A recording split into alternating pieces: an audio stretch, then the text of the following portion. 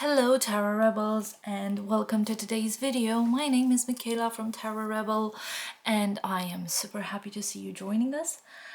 Today I will go through a list of types of decks that I will no longer buy this year. I feel like in the past couple of years I've purchased one too many decks and I've contributed to the topic of overconsumption in the tarot community, and I know it's been a long conversation, especially in the last, I don't know, maybe 6 months or more. It just feels like we're bombarded with decks, with types of art, with different art styles, different systems, and it's making it hard for us to acknowledge that sometimes our shopping impulses are not something more than shopping impulses. We don't necessarily need the shiniest, newest deck. We don't necessarily need to buy everything that's being released on the market. And this is my way of contributing to that topic because I want to be more mindful of the things I purchase, including tarot decks, and I want to avoid unnecessary consumption, if that makes sense. So if you like the topic and if you have something to add to this topic, please do so. I would love to start a conversation. Leave a comment in the comment section below this video, or send me an Instagram message. All my details are in the description box down below, because I would love to hear what other people think of it. I would love to hear how you've split your decks, what's based on what. Is it based on art style? Is it based on publisher and producing companies? Is it, I don't know, color based? Is it author based? There are so many variables there. So yeah, I would love to hear it, to hear what your thoughts are on the topic in the comment section down below. And I would really appreciate a like, share, subscribe to my channel. That would really help me grow. And without any other unnecessary introductions, I will go ahead and start with probably what's the most obvious type of deck that I will no longer support and buy in the next year. And because I'm trying to buy more mindful, and I'm trying to buy things that have, I don't know, an environmental footprint that's slower, like smaller than usual. I try my best to document before purchasing a deck, because I don't want it to come from parts of the world that have unethical ways of producing things.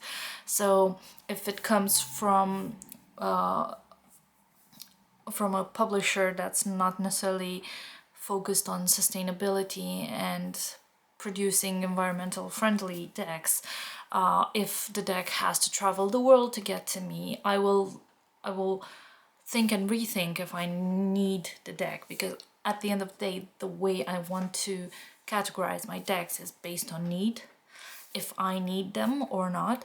So I know most of the decks are produced in China, and for me, the fact that a deck has to travel so long to get into in Europe, in the UK where I am now, it doesn't sit well with me, because we have loads of smaller publishers that do print decks here in the UK, and Okash and Thorn is one of the examples that I always give when it comes to independently published decks made with a conscious decision to support and protect the environment as it is. So if they can do it, and an Okash and Thorn deck is, I think, 35-ish, 37-ish pounds, I'm sure other companies can do it as well. And for me, I would much rather pay to support something that's closer to home, that doesn't contribute to polluting the environment as much, rather than save a couple of pounds here and there. Because again, I feel like buying cheaper decks, it just incentivizes you to spend more and more and more, because you would look at the deck that's in the realm of 15-20 pounds and you think, oh, it's only 15-20 pounds, I can get 2 of them this month. Whereas if you have a budget of, let's say, 50 pounds, you'll think, well, I only have a budget of 50, I can either get 3 decks that are printed on low quality paper somewhere where the dyes will impact the rivers and pollute the environment, and then the deck will have to travel the world to get to me. Well, not specifically, because they are already shipped here, but you get the point. Whereas if I buy something that's locally made by an independent artist, you sustain the art, or you support the artist, you support the independent publishing house, you support local economy as well, and the impact on the environment might not be as huge as if you just purchase decks that travel the world. Again, this is not me telling people what they need to do. This is me trying to explain why my choices are the way they are. I'm going to buy a secondhand deck, even if it's printed somewhere else on paper that's not necessarily high quality paper, with dyes that aren't necessarily high quality dyes, but I will purchase it secondhand rather than buying it new from Amazon. Again, a business I don't support because of the long-lasting impact that they have on the environment. So, but I'm conscious of the fact that people have different budgets and they have different accessibility to items. UK is kind of privileged in the sense that most decks are readily available to us, so we don't have to jump through hoops to get, I don't know, I think I've seen the Somnia Tarot as well being available to purchase in the UK.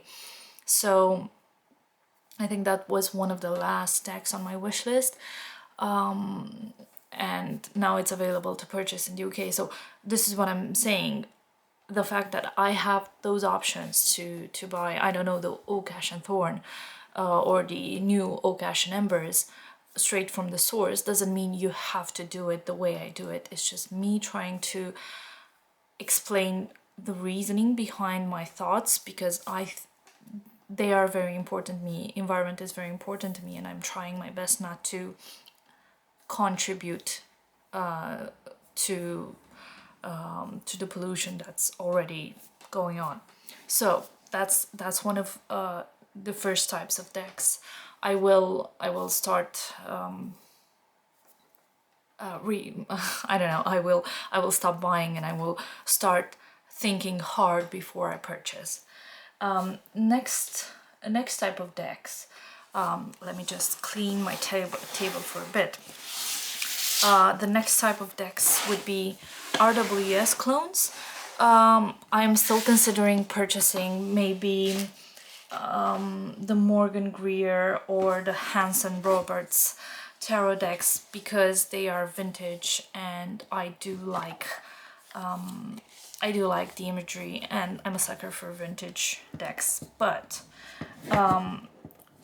reinterpretations of animal in RWS poses, or reinterpretations in various color schemes like this one. This is the Crimson Eye Tarot.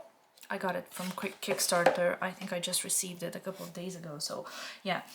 I think this is not for me anymore, and I can say it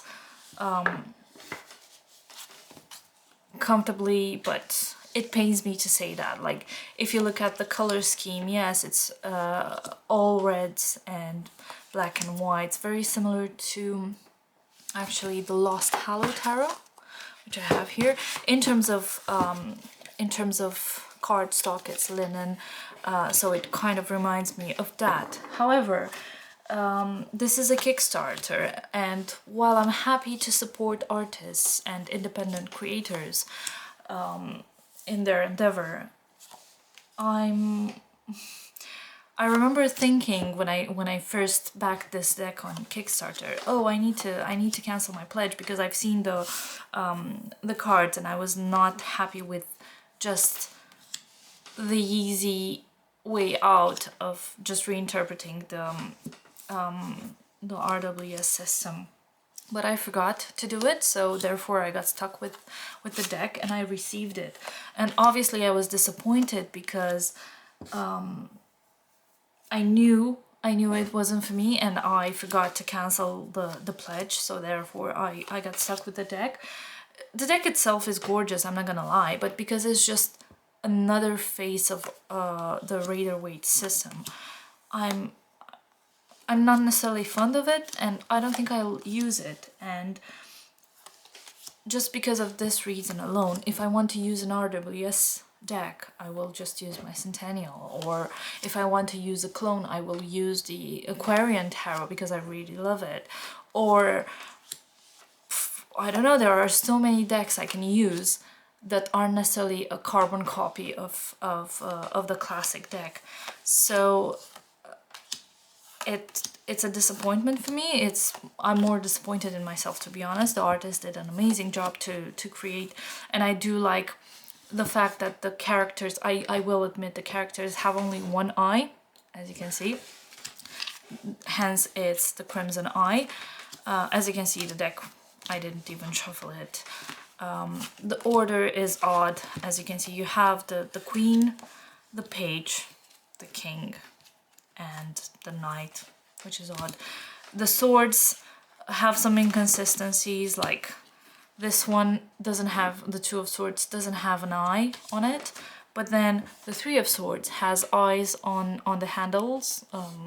I guess they're handles of the swords. Anyway, so you get the point. I have like minor inconveniences. I wouldn't say necessarily they are bad things, but because it's such an obvious clone, I don't want to use it. I don't have a need to use it. The artwork isn't particularly inspiring for me to say, oh, I'm gaining so much from this deck. So yeah, I've decided I will stop buying RWS clones unless I find myself drawn to the Hanson Roberts or to the Morgan Greer, which are on my list, but I'm not super convinced I want them. Also, to get to the point I made before, this is printed in Republic of China. Again, something I'm not comfortable with, considering that the deck had to travel. I think I got the deck from the US, so the deck was printed in China, it traveled to the US, and then it traveled to the UK. I'm not comfortable with that exchange, to be honest. Again, that's one of the points. RWS clones. Kickstarter campaigns, they seem very cash grabby, to be honest, because I think this has been an ongoing conversation. Again, it's going to tie in with the Crimson Tarot, Crimson Eye Tarot.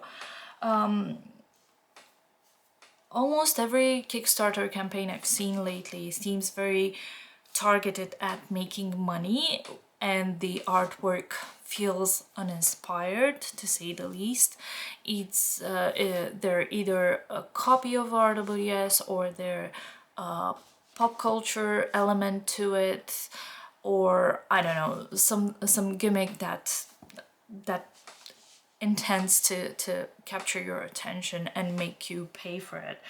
And I think this has been a long time coming because people in the tarot community have started talking more openly about the consumerism and the FOMO, the fear of missing out we experience in having the latest, newest, shiniest toy available on the market.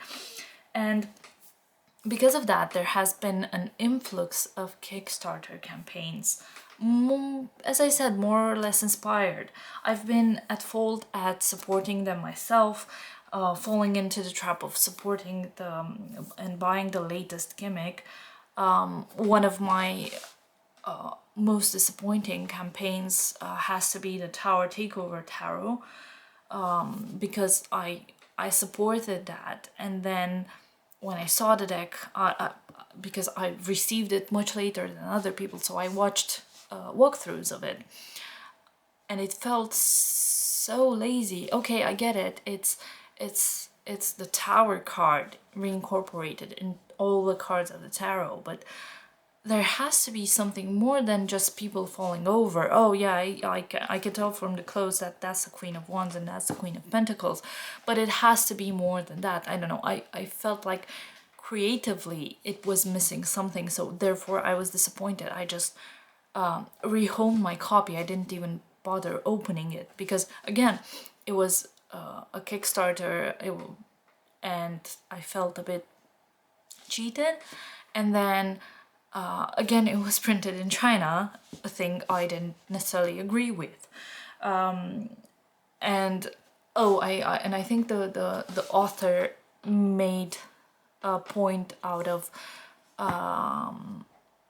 justifying their decision to print in China, saying it was cheaper, but it was almost double the price of my Oak, Ash and Thorn, which was printed on recycled paper, I think, with a sustainable ink and printed in the UK.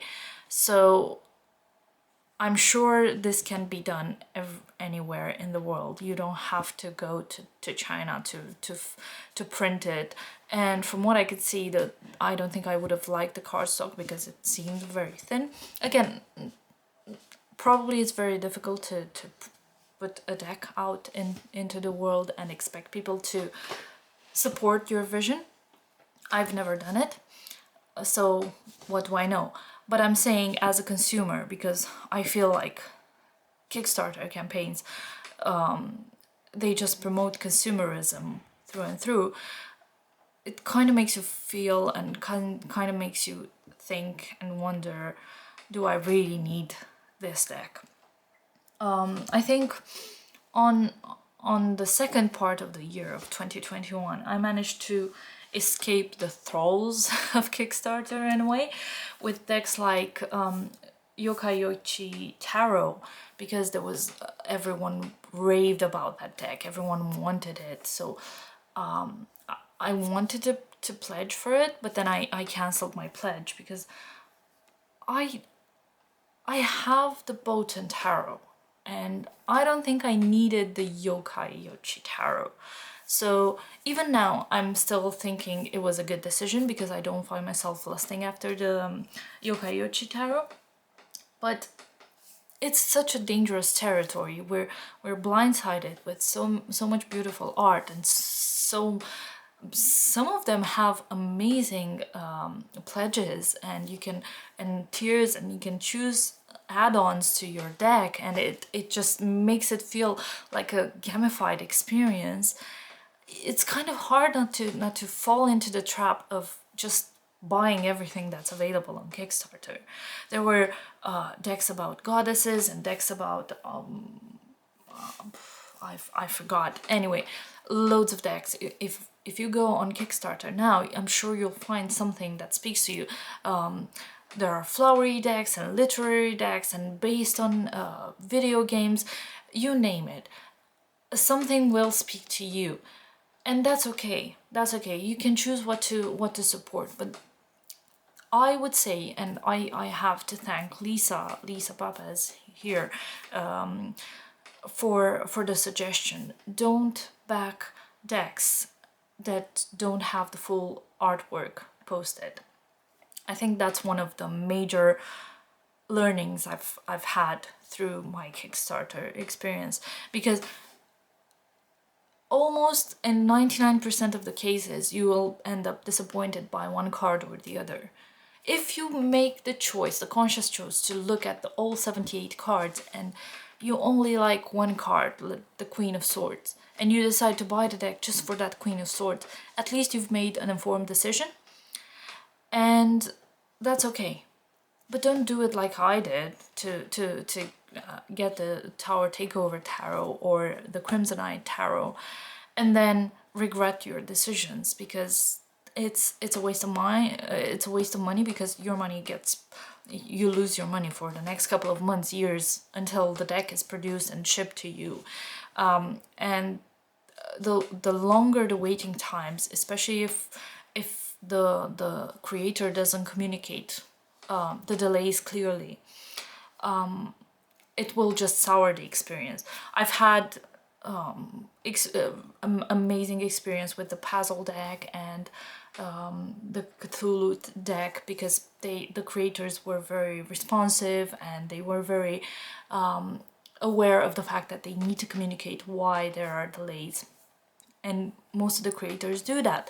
But I've seen on Facebook groups and other places, people complain about the creators taking their money and then disappearing into the thin air, and it's unfair to you as a supporter, as a fan, as a enthusiast, call it whatever, to go through that. It's emotionally draining, I think, but that's just my personal opinion. So this is me and Kickstarter decks.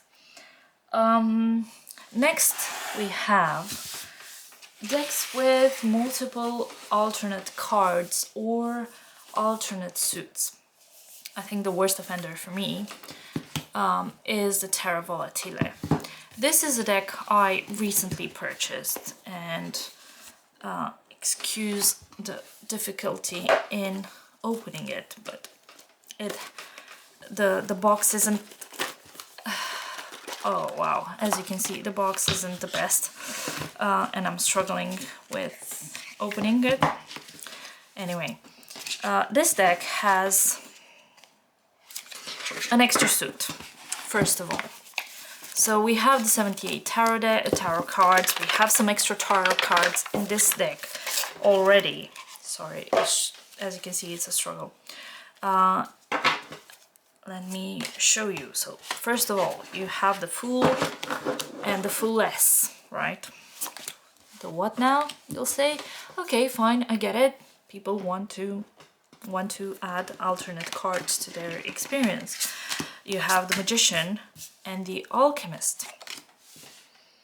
Okay, kind of makes sense. I'll give it a pass. But this thing happens through and through with the deck. Like, okay, the High Priestess, the Empress, the Emperor, the Pope, the Lovers, they don't have, and the Chariot, they don't have, in the standard deck, they don't have an alternate card, but they do have it in the expansion, right, which I purchased. So you have loads of cards to say the same thing. The Wheel of Fortune also has an alternate card. The Strength card has Fortitude and Strength, which, okay, kind of, I like it. The Hangman and Prudence. This is an exchange I will support. I think this is a very good addition, the Prudence card versus the Hangman. What else? Oh, for the Death card, we have 3 variants, right? Let me just make room, because we have the Death card, the Rebirth, and the Misery Collector. I personally prefer the Misery Collector. I'm sure other people have other preferences, which is fine. Okay. The Devil, we have 2 versions here, and I have another one in the expansion. So again, there are 3 devils in total. Where is it? I love the Torment version of it. But my question is, why do we need so many cards? Why do we need so many alternates? I think while some of the cards are interesting enough to be considered and maybe added to the deck, like the Devil card, the amount of work to have this redone only for me to use the standard deck, I don't think it justifies the end result. For me personally, that's just my my personal opinion, especially for this deck, where the imagery is clearly RWS inspired with biblical paintings, images, call them whatever you want, what is the point of having so many different cards? Also, there are different cards for the star, moon, and the sun in the expansion, right? And for judgment, I think. Yeah, and for the world. What is the point of having so many cards? To have different cards, some of them renamed and reworked in a way that just seems to be paying lip service. And I'll show you what I mean with the Two of Cups, because that's one of my problems. Why do we have the Two of Cups in a standard way? And then we have, where are you?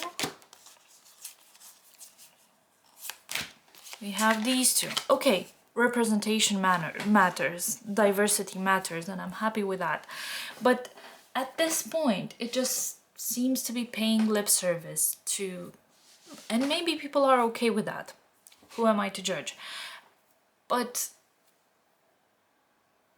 it just feels like an easy cop-out to be able to say that they have representation across all areas, right? And it feels limiting, because I'm sure these are not the only representations that exist in the world, right? So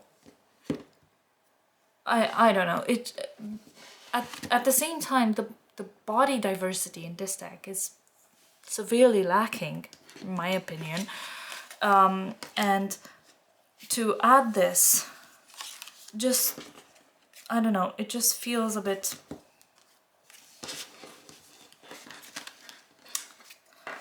how should, requested by the audience, to call it like that. I don't know. And for me, it's kind of obvious, because sometimes the energies of the duplicate cards aren't even matching. Like with the Death, you have the Death, the Rebirth, and the Misery Collector. Let's see if I can find the Three of Swords, because again, there was a different energy for the Three of Swords, right? I don't know, maybe it's just me. And don't get me started on the extra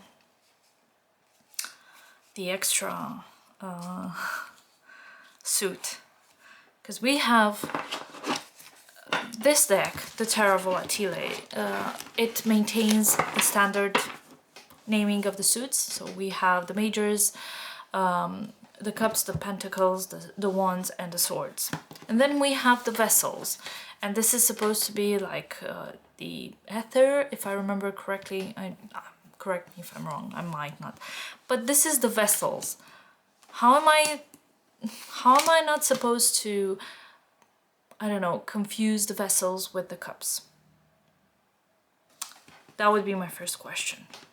Because imagery and everything, they kind of look like cups. I will remove this this suit altogether, because I don't have any plans of learning it. I don't find the imagery particularly inspiring, and that may be because it doesn't seem to connect with my RWS brain, but I shouldn't be forced to do that, you know. I think they should have sold the extra suit as an extra, and that would have been better to have people choose whatever they want in terms of their decks and how they want to customize them. On one side, I do appreciate the option to be able to customize whatever deck you have, but it feels like it's so much work just to, I don't know, just to cater to something without necessarily understanding it. But that's just my personal opinion. Moving on, we have monochrome decks and minimalist decks. I went through a phase where I used to buy, or at least consider, these decks optimal for readings. But now they don't appeal to me anymore. I found them useful because they gave me the opportunity to play around with meanings without necessarily being tied down to the regular meaning of the cards. However, now I want to expand my knowledge and my palette in terms of decks and art and vocabulary, and I need images that draw me in and images that are expressive enough to help me contextualize what I'm seeing. For example, one of the worst offenders is the modern tarot reader. It's a minimalist deck. I was super excited at the idea because I like vintage Victorian art. I think in the US this is called antique anatomy. And I like the juxtaposition of skulls and bones and flowers and tools. I do like it. But I feel like this is a very lazy adaptation of the RWS system, to be honest. It feels a bit lazy because I think the most developed cards are the majors and the suit of cups. The rest of the cards are not that developed. So while I do like the minimalistic approach of the deck, the quality of it is absolutely awful. Like I've banned so many of these cards because they're just like a flimsy paper, and whenever I shuffle it, I just ruin a couple more cards. So I can't use it. Another deck that might be sitting in the same space for me in terms of being a minimalistic deck, but I have to admit that this deck is a pip deck by default, and I don't think it's as lazy as the antique anatomy. I'm talking about the Cursed Auguries deck. This is a deck I got from Etsy, and it's mesmerizing in a very simple way, and I think it's one of my best choices in terms of pippish minimalist decks. It has a certain color palette that, like, wands are very faint yellow, and the cups are this green color. I think the pentacles are reddish, if I'm not mistaken. Pink, yeah, these are the pentacles. And what else? Swords. Let's see if I can find the sword. I forgot the colors of the sword, because obviously the majors have their own thing going on. These are the swords, so they are this muted brown beige color.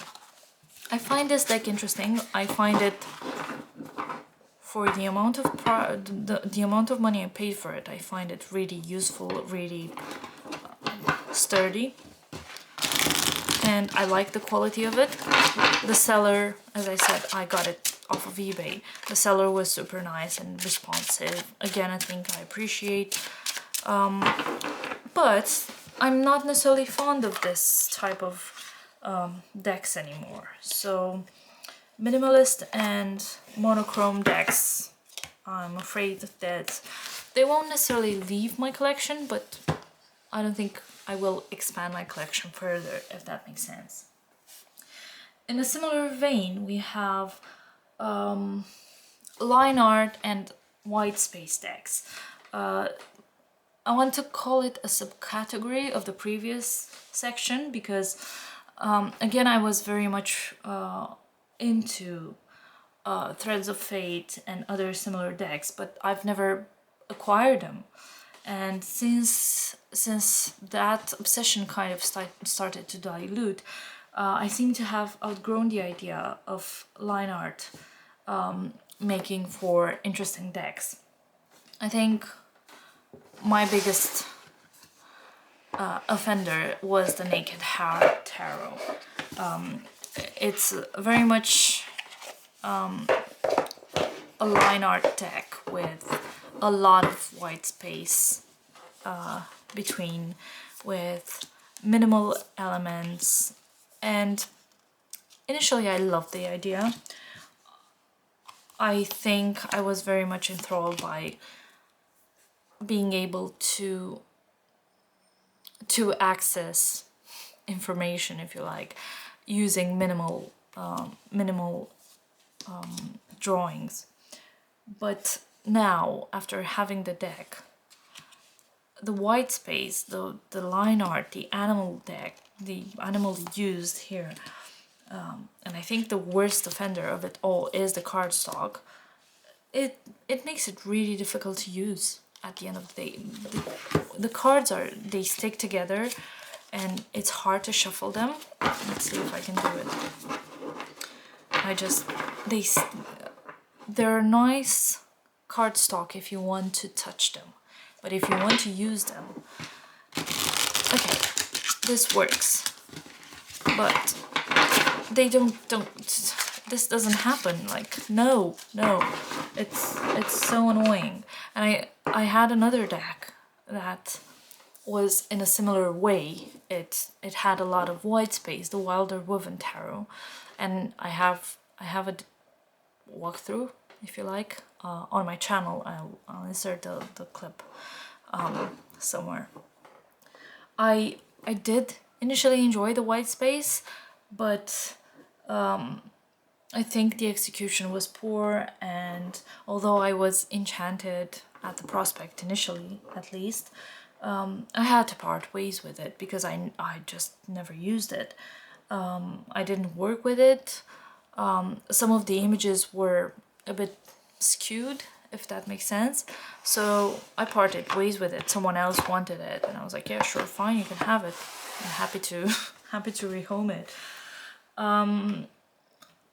Another category of decks that I won't be purchasing in 2022 are Gilded Decks. One of my biggest regrets in 2020, was it 2021? I don't remember. Okay, I think it was 2021. This is the White Newman Tarot. This is a deck produced by Liminal 11, and I'm sure everyone loves their decks, and I think most of them are really good. But I got the big edition, the special edition with additional decks and the book and the box and a cloth, and I think it had a tarot bag and anyway, a lot of things, right? And because it was a special edition, it was also the Gilded edition. Guess what? As you can see, this deck is unused because I never use it.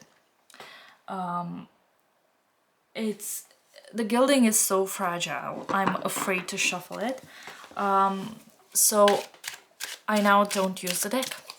I can only shuffle it like that, otherwise I risk chipping it away.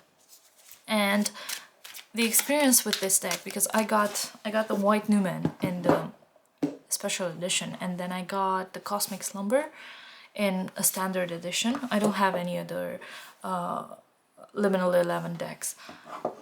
And it made me realize that I use Cosmic Slumber much more than the White Newman because it doesn't have the gilding, and the cards are thinner and easier to shuffle. These are much thicker than the standard ones.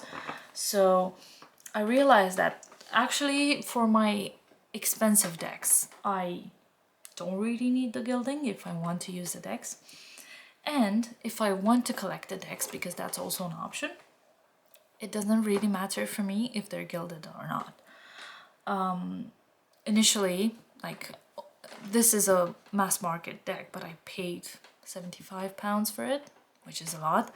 But I was heartbroken when my Ostara Tarot deck, which is a deck that costs £20, which is like a fairly regular price for a tarot deck in the UK, when the gilding on my Ostara Tarot started chipping away, and honestly, I do understand the purpose of having a gilded deck. In most cases, it does look really good, and I don't know, oftentimes it's not practical, especially if it's metallic gilding, but it does look really good. Now, I'm not fussed. If it's gilded, I don't really care. Sometimes I'm attracted by unnatural colors. I think there are rose gold and gilded decks and some other various colors, but I don't really care, especially if it's more mass market. I don't care if it's gilded or not. So unless I'm gonna buy it for a collection, then I'm not gonna be interested in buying a gilded deck, specifically because it's gilded. Okay, moving on. Where's my box? Oh. Another type of decks I won't be buying are mini decks. And the best example is the Lost Hollow tarot. And I'm not talking about a tarot in a tin, because that's okay. That's okay.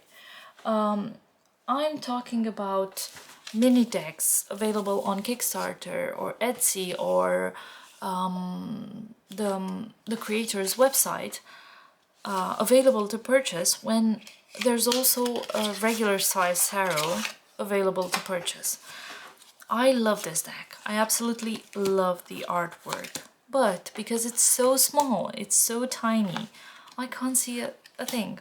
I need to take the cards and bring them to my eyes to be able to see. And that's not how you want to use a deck. You want to be confident that the message you're reading and the message you're saying while you're reading is the one that the cards want to convey, right? It's kind of counterproductive if you cannot see the artwork. And while tarot in a tin, like the Centennial or the Radiant Rider-Waite-Smith decks, makes sense because you already know the artwork, so you know what you're working with.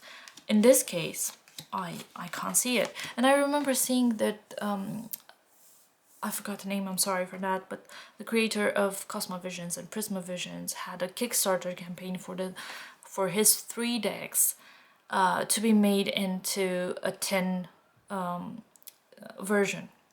And I was like, oh my god, I love those decks, I want to have them, but I think they're a bit too expensive, to be honest. So I was thinking, oh, should I get the 3 of them in a tin? And then I remembered that no, this is why you don't do that unless you know the art. Don't get the tin version, don't get the mini version, just get the regular sized one, because otherwise you won't be able to use and read with the deck. And what's the point of having it if you don't read? I mean, you can collect it if that's what you want, but this deck is so amazing and I'm so sad I can't read with it. So yeah, I love the art. I wish I could have gone for the bigger deck.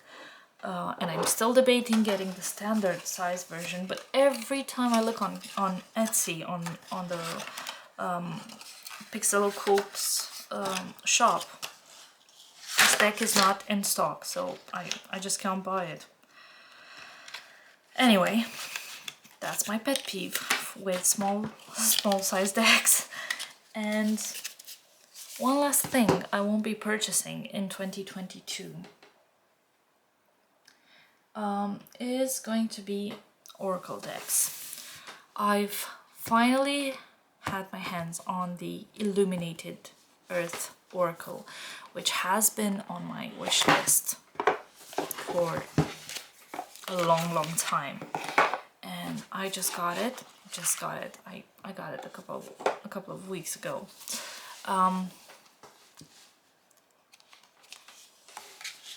I feel like all the other decks I have, or all the other existing decks in the world, pale in comparison to this deck.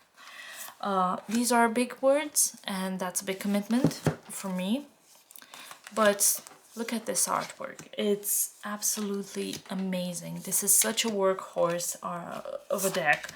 The art is like nothing I've seen before, and it's gorgeous, and it's loud but in a very calm way, if that makes sense. And I feel like I can't look at the deck without feeling and hearing and seeing images and sounds and emotions, and it's such a beautiful experience mentally and psychically, if you want. So no, I don't feel like I need another oracle deck, because this deck has all I need to work with, at least at the moment. Obviously, this is not a very strict statement, and I can't promise I will stick to it, but this is how I feel right now. I've been using it every day since I got it, and every day it's been so truthful to how I'm feeling and what I needed to hear at the moment. And with the artwork and the way it's conceived, it doesn't make sense to me to use a different tool. So these are my thoughts on the decks that I will no longer buy in 2022. I would love to hear what you have to say about this topic. I would love to see if you have different decks, if you would do things differently. Please leave a comment in the section down below. If you want to get a notification every time I upload, please remember to like, share, subscribe to my channel, ring the notification bell. If you want to message me, my details are in the description box down below. And in the meantime, happy purchases, mindful shopping, and hope to see you in the next video. Bye!